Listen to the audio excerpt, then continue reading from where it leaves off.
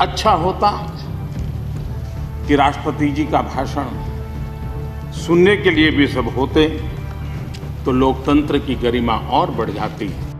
राष्ट्रपति जी के भाषण की ताकत इतनी थी कि न सुनने के बावजूद भी बहुत कुछ बोल पाए।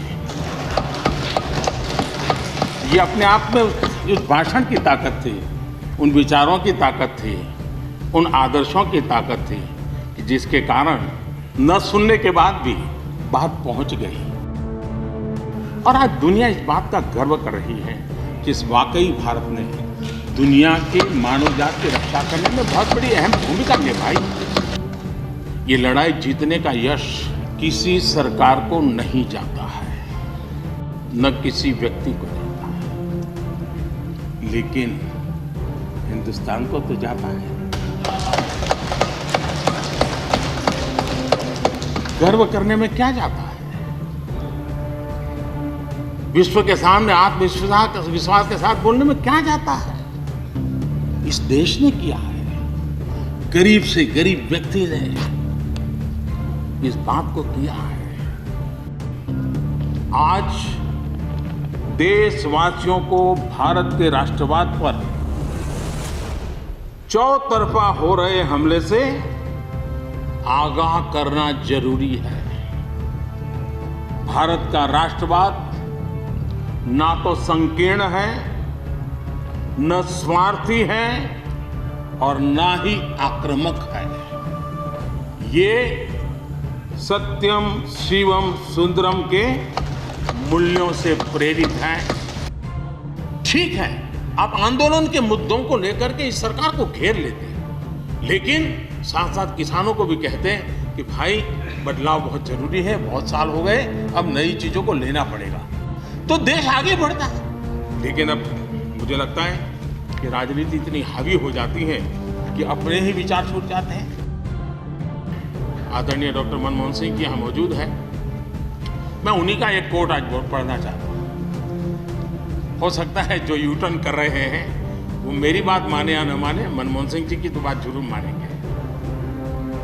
आदरणीय मनमोहन सिंह जी ने किसान को उपज बेचने की आजादी दिलाने, भारत को एक कृषि बाजार दिलाने के संबंध में अपना इरादा व्यक्त किया था और वो काम हम कर रहे हैं। और मुझे आप लोगों को गर्व होना चाहिए। देखिए, मनमोहन सिंह जी ने कहा था वो मोदी को करना पड़ रहा है, गर्व कीजिए। लॉ का जो स्पिरिट है उस पर किसी की चर्चा नहीं हुई है। शिकायत दिया गया, तरीका ठीक नहीं था, जल्दी कर दिया, इसको नहीं पूछा, ये रहता है।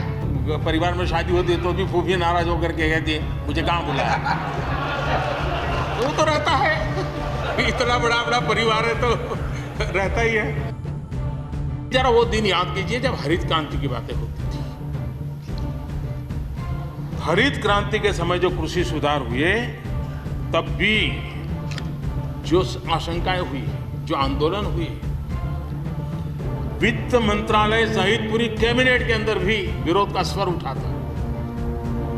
लेकिन देश की भलाई के लिए शास्त्री जी आगे बढ़े और लेफ्ट पार्टी जो आज भाषा बोलते हैं ना, वही उस समय बोलते थे। वो यही कहते हैं अमेरिका के इशारे पर शास्त्री जी ये कर रहे हैं। उस समय से इस देश में एक नई जमात पैदा हुई है, एक नई बिरादरी सामने आई है और वो है आंदोलन जीवी। ये जमात आप देखोगे, वकीलों का आंदोलन है वो ना वहां नजर आएंगे, स्टूडेंट का आंदोलन है वो वहां नजर आएंगे, मजदूर का आंदोलन है वो वहां नजर आएंगे। कभी पर्दे के पीछे, कभी पर्दे के आगे। उनका क्या है, खुद खड़ा नहीं कर सकते चीजें, किसी की चल रही तो जाके बैठ जाते हैं। वो अपना जो जितने दिन चले चल जाता है उनका। ऐसे लोगों को पहचानने की बहुत आवश्यकता है। लेकिन मैं देख रहा हूं इन दिनों एक नया एफडीआई मैदान में आया है और ये नया एफडीआई है foreign direct destructive ideology. Foreign destructive ideology. और इसलिए इस एफडीआई से देश को बचाने के लिए हमने और जागरूक रहने की जरूरत है। देखिए, आपके मन में एक तो कोरोना के कारण ज़्यादा जाना आना होता नहीं होगा, फंसे रहते होंगे और घर में भी खींच सकती होगी। अब इतना गुस्सा यहाँ निकाल दिया तो आपका मन कितना हल्का हो गया। आप घर के अंदर कितनी खुशी चैन से समय बिताते होंगे।